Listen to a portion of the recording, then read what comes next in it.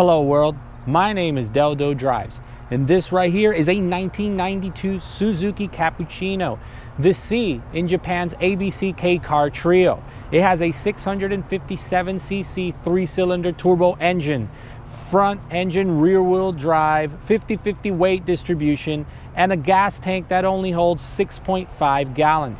And now I'm going to take it on an 850-mile road trip.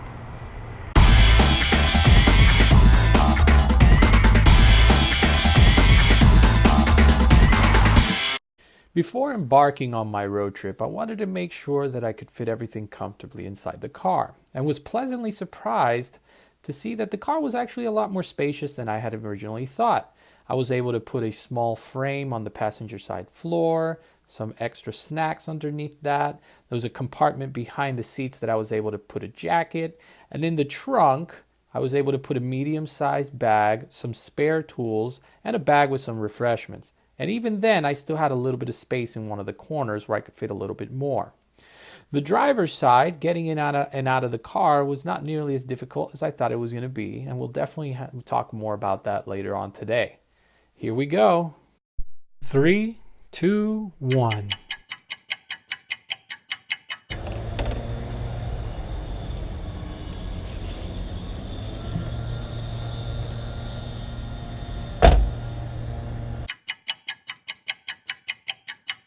Okay, so here we go. Here's a quick update. I've clocked in about 3.5 to 4 hours of driving the Cappuccino on the highway. It drives great, surprisingly stable, despite how light it is. 657cc sounds really small, but it keeps up super well with everyone else on the highway. I've been averaging about 125 to 135 kilometers per hour. The suspension is pretty flat on the ground compared to other Kei cars I've driven, like the AutoZam AZ1, where it feels a little more floaty when you're on higher speeds. The Cappuccino feels nice and flat, and you can barely notice its size, despite the fact that it is, about the same size as most of, pretty much every Kei car on the planet. So it drives super well. One of the things that I constantly get asked about is by everyone is if driving on the right side of the car is awkward, and having the shifter on the left hand side is weird. I gotta be honest with you, it takes about 10 minutes to get used to having the shifter on the left side and driving on the right hand side of the car. However, the thing that does have a bit of a learning curve is definitely the stocks. So on these cars, the steering wheel stocks are reversed. So you have your turn signal on the right and the wiper on the left. Now that definitely takes a bit of getting used to, and I constantly find myself trying to switch lanes or something to that extent, and switching the wipers on instead of the turn signals. So that's definitely one of the few things that I would have to say has the biggest learning curve. But other than that, it feels pretty seamless. Comfort-wise, it's by no means a Cadillac or something like that, but it is comfortable enough. I have plenty of leg room. I'm 5'10". My legs are not completely stretched out, but stretched out enough to where they're not cramping up after hours of driving. One thing I'm not completely crazy about in comparison to other Kei cars is the seats are leather. So after a while, it can get, if you're running without AC or something to that extent, it can get pretty hot. The car is by no means a bullet or a rocket. However, it does feel quicker than I expected. Shifts are nice and smooth. And to be fair, I'm not sure if it's because the gauges are in kilometers versus miles per hour, but the car feels fairly fast. Not lightning fast, but quick enough to be able to keep up with pretty much most cars out on these roads. One notable moment that I wish I would have gotten on camera was paying a toll with this car. Since you're on the right-hand side and the car is so low, even going over towards the left-hand side window on the car gets a bit difficult, because not only do you need to lean over towards the left side, you need to kind of go in an upward motion and pretty much stick half of your body out the left side window. Kind of funny and humorous. I wish I would have gotten it on tape. I didn't, and it really bums me out. And I don't think I have any more tolls on this drive, but if I do, I'm definitely going to get it on tape.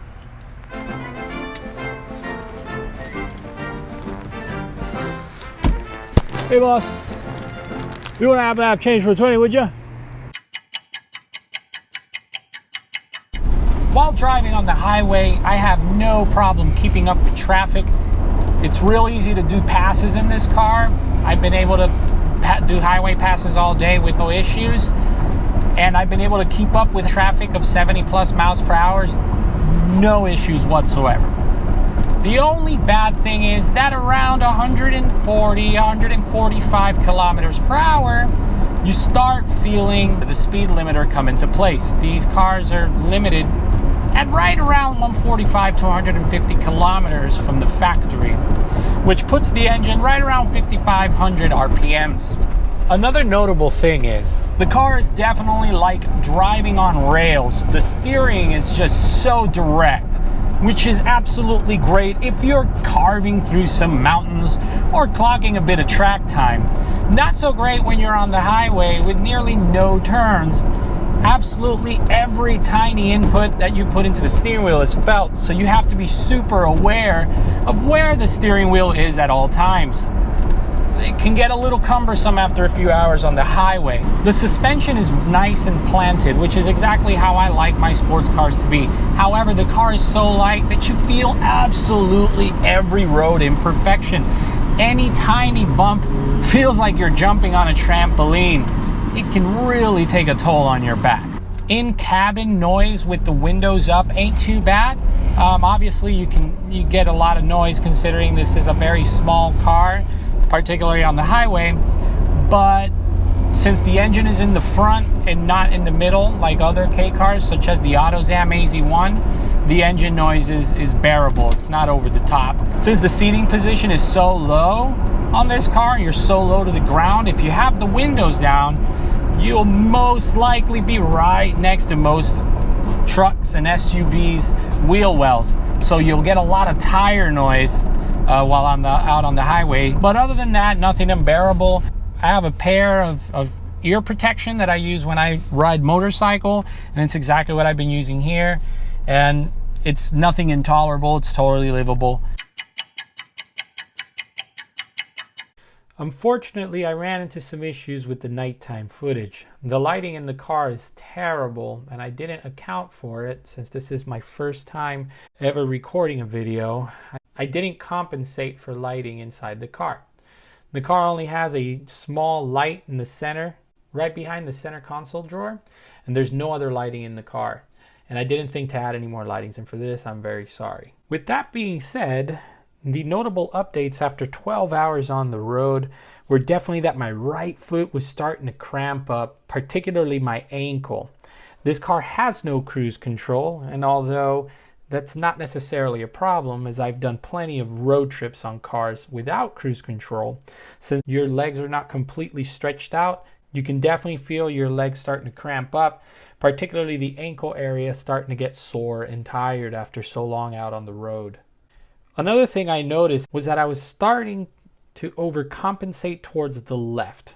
Now I suspect that this is because I'm on the right side of the car and I'm not used to driving on the right side of the car. So I'll slowly start drifting towards the left after long hours and my body starts feeling a little exhausted.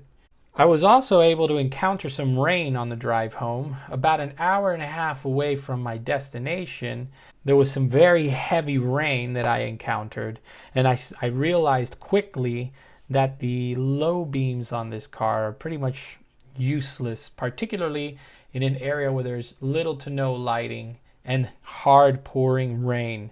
I had to finish the rest of my drive using the high beams, since the low beams were pretty much rendered useless. Other than that, my back was fine. I didn't have a whole lot of pain. Once I got home and stretched out, I was pretty fine, okay, other than a bit of pain on my right leg. Lastly, one notable thing was that the speed limiter definitely freaks you out. So around 140 kilometers, the car starts feeling like the engine is starting to crap out. And a few times I freaked out while I was out on the road thinking that I was running into engine issues. But when I looked down at my speedometer, I had gone a little bit over what I was normally cruising at, and the speed limiter was kicking in. So that definitely scared me quite a few times. I almost pulled over in one instance thinking that the engine was crapping out. Luckily, that was not the case, and I was able to get home safely without any issues. But the speed limiter definitely, absolutely freaks the out of you when you're out on these long roads. Other than that, the ride was a success, and I was able to get home safely with no issues whatsoever during this drive. Now let's go on and move on to the conclusion. So there you have it, world. We just clocked in 850 miles of road time in the Suzuki Cappuccino. The trip started in Tomball, Texas and ended in Marietta, Georgia, with a quick pit stop in the middle in Lafayette, Louisiana to pick up a few things. I had to fill up the tank about 4 times, which put the average miles per gallon between 35 and 36, which if you ask me, that's not bad at all, considering this car was not originally intended to be driven at these speeds. Overall, I consider the trip a massive success. No issues whatsoever. The car drove great, and I made it home safely with just a little bit of back pain and my right ankle killing me just a little bit. So if any of you guys are considering doing a road trip in a Kei car, I say go for it. I'll tell you the truth. Would I do it again? Hell yeah, I would. Would I do it again anytime soon? Well, we'll just have to see about that.